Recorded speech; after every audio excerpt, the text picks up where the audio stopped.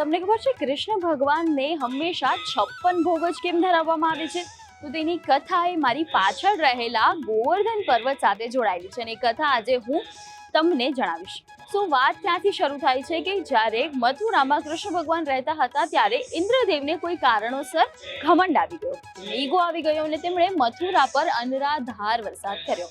અનરાધાર વરસાદ એટલે કે રોકાઈ નહીં એવો વરસાદ. આવો વરસાદ તેમણે ખૂબ જ વરસાવ્યો, તેના કારણે આખી મથુરા નગરીમાં બાઢ આવી ગઈ, એટલે કે પૂર આવી ગયું અને બધા તણાવા લાગ્યા. ગાય, ઘર, ખેતરનો સામાન બધું જ તણાવા લાગ્યું અને મથુરા નગરી વાસીઓએ બધાએ નક્કી કર્યું કે આપણે ઇન્દ્રદેવ પાસે જઈએ, તેમની પૂજા કરીએ અને તેમની સાથે વાત કરીએ. ત્યારે કૃષ્ણ ભગવાન આવ્યા અને કૃષ્ણ ભગવાને કહ્યું કે વરસાદ વરસાવવો તે તેમની ફરજ છે, તમે તેમના ઈગોને પેમ્પર ન કરશો. એટલે તે વખતે તેમણે તેમના ડાબા હાથની ટચલી આંગળી ઉપર ગિરધર પર્વત ઉપાડ્યો અને જમણા હાથથી વાંસળી વગાડી.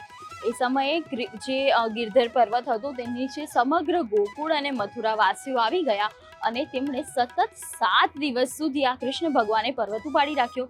હવે 7 દિવસ સુધી કૃષ્ણ ભગવાને પર્વત ઉપાડી રાખ્યો એટલે 7 દિવસ સુધી તેઓ જમી ન શક્યા. 8મા દિવસે જ્યારે ઇન્દ્ર ભગવાને વરસાદ રોક્યો ત્યારે તેમણે પર્વત નીચે મૂક્યો અને તેમની યશોદા માતાએ તેમને 8 સત્તા 56 એમ કરીને 56 ભોગનો થાળ જમાડ્યો. હતી ને ઇન્ટરેસ્ટિંગ કથા? સો આ વાત હું અહીંયા ઊભી છું એ જગ્યા છે મુંબઈ સમાચાર આયોજિત માતૃભાષા ભાગવત સપ્તાહ જે મોરીવલીના ચીકુવાડીમાં યોજાઈ રહી છે, જ્યાં તમે અહીં 84 મહાપ્રભુજીની બેઠક, ગિરિધર પર્વત અને સાથે 7 દિવસ સુધી ભાગવત કથાનું આયોજન કરવામાં આવ્યું છે અને સાંજે અલગ અલગ સાંસ્કૃતિક કાર્યક્રમોનું પણ આયોજન કરવામાં આવ્યું છે. તો આપને મુંબઈ સમાચારની ટીમ તરફથી ભાવભર્યું આમંત્રણ છે.